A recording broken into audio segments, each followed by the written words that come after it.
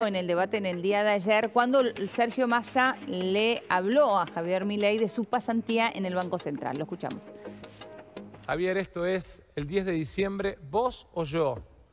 No vine a discutir ni a Macri, ni a Cristina, ni el pasado. Vos o yo. Y los argentinos lo que tienen que elegir es quién tiene la templanza, la capacidad, el equilibrio mental, el contacto con la realidad como para poder llevar adelante la Argentina. ¿Acaso vos lo tenés? Hagamos el psicotécnico los dos, que te negaste. No, yo no me negué, yo dije que estaba dispuesto a hacerlo. Te negaste, preferiste... Pero ¿cómo me voy a negar a hacerlo si cada vez que entré en una empresa lo tuve que hacer? Vos que viviste siempre el Estado no lo hiciste nunca. Javier, si vos trabajaste en el Banco Central, ¿vos trabajaste en el Banco Central, sí o no? Sí, hice una pasantía, para eso no hubo que hacer. ¿Y por qué no te la renovaron? ¿Qué tiene que ver, digamos? O sea, yo ¿Por me qué dediqué no a te la otras renovaron? cosas. Contale a la gente, Javier, ¿por qué no te la renovaron? Digo, digamos, era un estudiante. Es muy importante porque es parte de esta discusión respecto de el psicotécnico. ¿Por qué no te la renovaron? Contale a la gente. Digo, quizás vos tampoco la Porque entiendo que estés enojado con el Banco Central y hables de destruirlo, porque en realidad en algún momento te sentiste rechazado. No se trata de sentirse rechazado y atacar lo que a uno lo rechaza. Se trata de ir al abrazo de lo que a uno lo rechaza.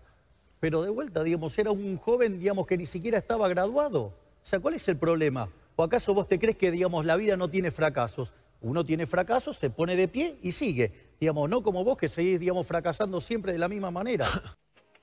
Bueno, es increíble. Ayer lo hablábamos, ¿no? Ayer por la noche, allí en la Universidad de Buenos Aires, esta suerte de psicología barata que hace el propio Sergio Massa, diciendo que el encono de Javier Milei tiene que ver con ese rechazo que él sufrió cuando era pasante en el Banco Central. Sí, una historia que contó Alejandro Berkovich en septiembre, pero en cualquiera de los casos, fruto de qué, quién lo transmitió, qué se dijo, de qué se trata, de qué se habla. Diego Giacomini fue durísimo hoy, pese a todas las diferencias que tiene con Milei para con Massa. Enormes. Pero durísimo. Giacomini, a quien además le dijo a Massa, mentís, porque yo fui solo a una cena. Lo tenemos a lo de Diego Giacomini, podemos ponerlo porque es muy importante, porque tildó de mentiroso a Massa. Giacomini, insisto, porque Massa en algún momento dijo, ¿te acordás cuando me venías a ver con Diego Giacomini y Nielsen? Sí. Que eras empleado del Frente Renovador, dijo Sergio Massa miente, nunca fui a las oficinas del Frente Renovador, solo fui a una cena en Marinas de Tigre porque Guillermo Nielsen nos invitó y pidió que lo acompañáramos con Javier Milei. Ahí vimos cómo Malena Galmarini lo mandoneaba y todos lo cargaban de pollerudo. Además agrega algún elemento adicional. Claro, esto tiene que ver con la acusación que le decía del 2014, ¿no? Correcto. El año 2014. Bueno, hay un análisis muy interesante en lanación.com.ar en donde distintos periodistas de La Nación evalúan con el foco en 4 ejes el debate del día de ayer. Más allá de hablar de quién ganó, quién perdió, es interesante escuchar 4 ejes que se plantean como la solidez argumental, el reflejo político, la estrategia y también la gestualidad. Paz Rodríguez Niel es una de las periodistas de La Nación que hizo este análisis. Vamos a hablar con ella. Paz, ¿cómo andás? Buenas tardes.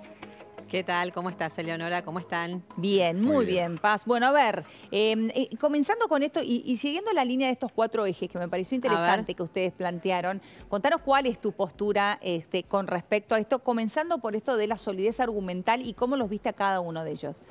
Mira, a mí me parece que en materia de solidez argumental ninguno de los dos se destacó y creo que la verdad es que ninguno iba a lucirse en esa materia, ni tenían esa pretensión, ni era la estrategia, suponiendo que hubiera existido alguna estrategia de Milei, ya vamos a hablar de eso, de ninguno de los dos. Lo que los dos aspiraban a hacer era poner el foco en su contrincante, que no se hablara de sí mismo, sino del otro.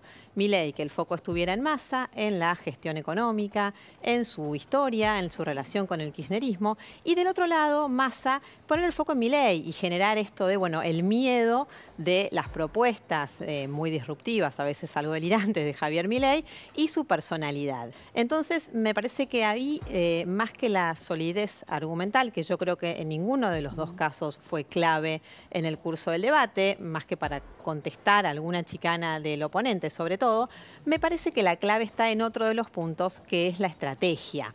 Y ahí es donde me parece que si uno analiza lo que pasó anoche, hay un claro ganador en materia de estrategia, que es Sergio Massa. Sergio Massa desde el primer momento lo acorrala a Javier Milei, haciéndolo hablar sobre sí mismo y sobre las propuestas zigzagueantes que ha tenido Javier Milei, sobre su personalidad. tan luego en el quiero focalizar mucho en este primer momento, Sí. que es el momento de la economía, El sí, que no. es a donde tenía más chances de pasarla peor el ministro de Economía de un gobierno que tiene 140% de inflación interanual, más de 140, ya lo sabemos, y que tiene más del 40% de pobres. Entonces me parece que ahí estuvo la clave de Massa. Massa sabía, y eso también me parece que estuvo dentro de su estrategia, que no podía pasarse en este punto, ¿no? Él aparece muy agresivo contra Milei, increpándolo, haciéndole preguntas, forzándolo a responder. Milei no logra salir de esa encerrona, pero yo creo que Massa en un momento se da cuenta de que esa estrategia para él también es peligrosa, porque si él sostenía ese nivel de enfrentamiento y mostrarse de esa forma a lo largo del debate, también podía ser un problema para él, porque hay una mirada sobre él que él tiene que tratar de evitar, que es que no se lo vea excesivamente soberbio y altanero.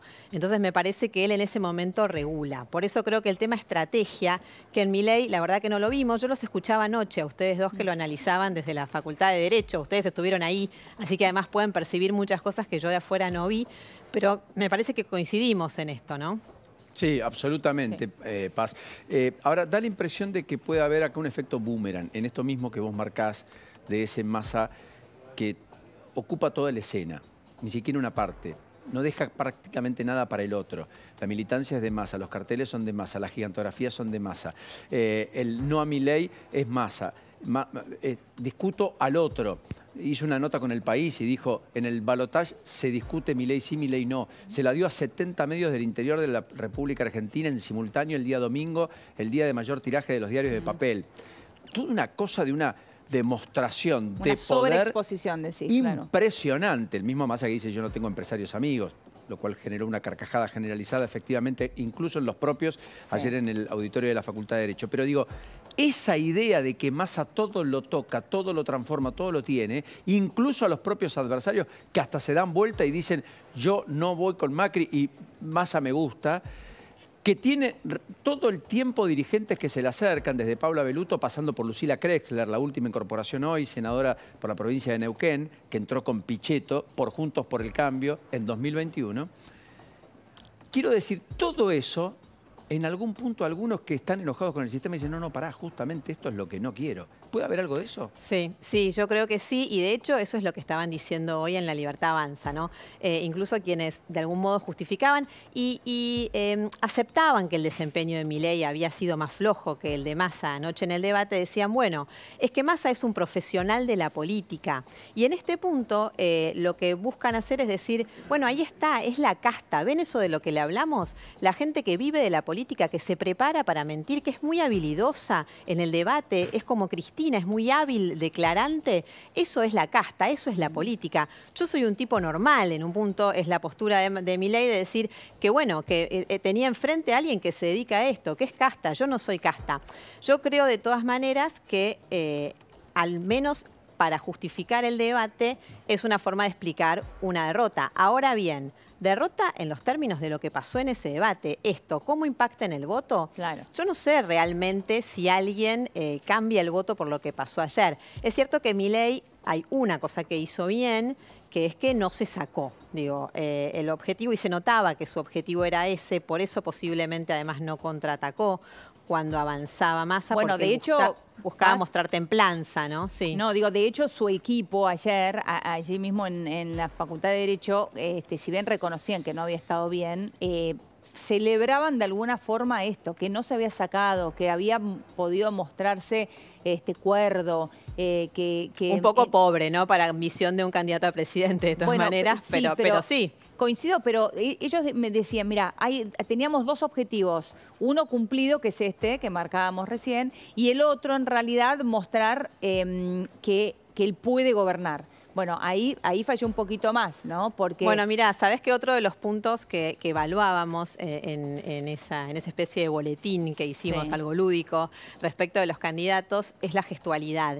Y yo creo que en gestualidad le sacó también ventaja Massa a Milei, porque lo que vos veías, si le bajabas el volumen al televisor, ustedes que lo veían ahí, ustedes lo veían seguramente mucho más directo que lo que te puedo contar yo desde acá, pero vamos a coincidir, es que a Massa se lo veía sólido, se lo veía plantado, y a Milei se lo veía sobre todo al principio transpirando y pasándola mal.